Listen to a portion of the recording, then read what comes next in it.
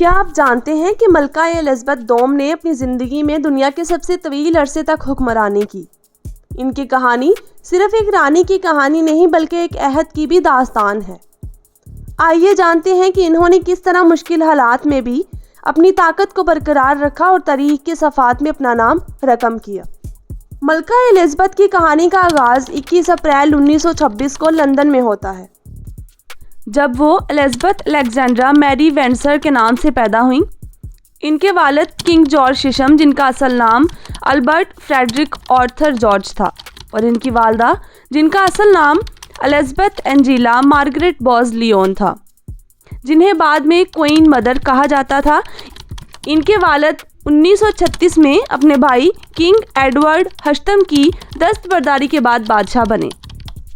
ان کا بچپن خوشحال اور آرام دہ تھا، مگر جب وہ صرف 6 سال کی تھیں ان کے والد نے بادشاہت سنبھالی۔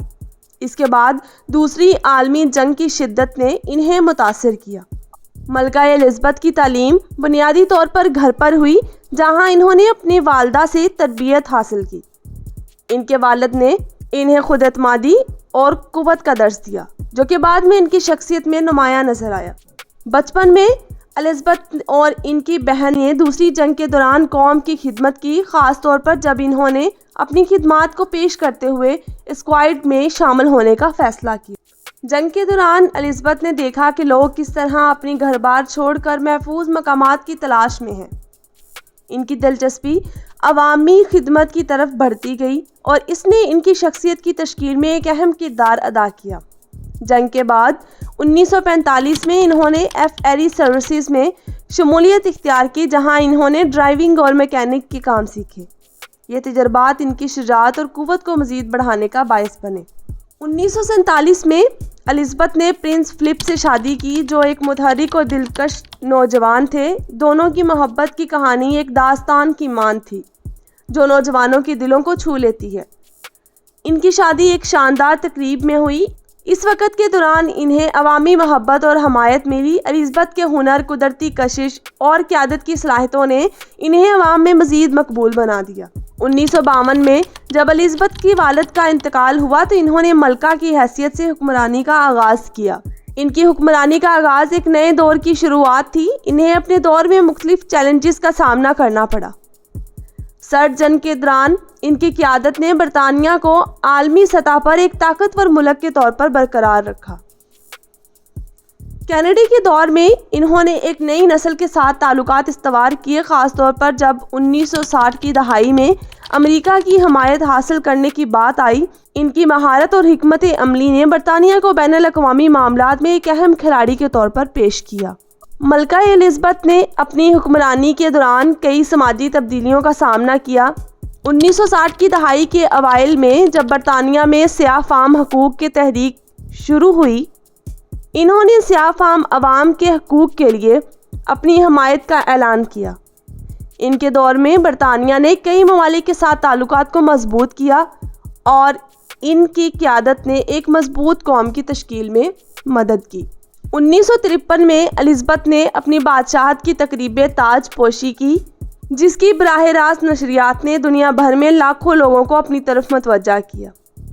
یہ پہلا موقع جب کسی بادشاہت کی تقریب تاج پوشی کو براہ راست ٹیلی ویژن پر دکھایا گیا، جس نے عوام کی دلچسپی کو بڑھایا۔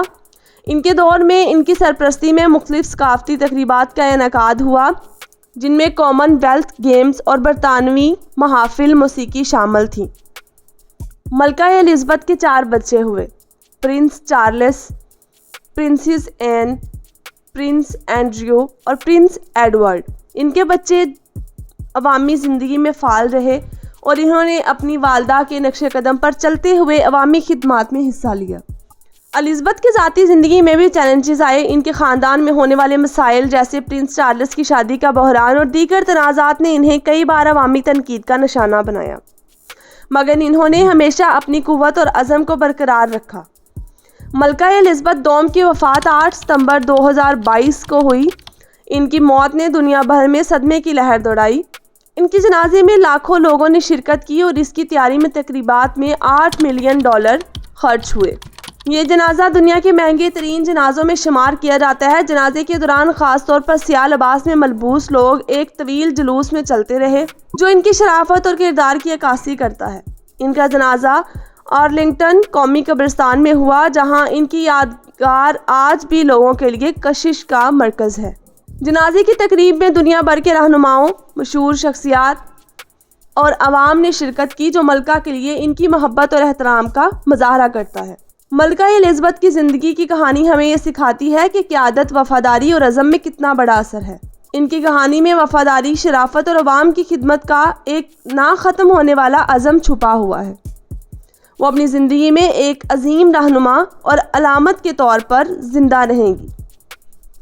ان کی زندگی کی کہانی ہمیں یاد دلاتی ہے کہ قیادت صرف طاقت کے بارے میں نہیں بلکہ عوام کی خدمت اور ان کی بہتری کے لیے کوشاں رہنے کے بارے میں ہے۔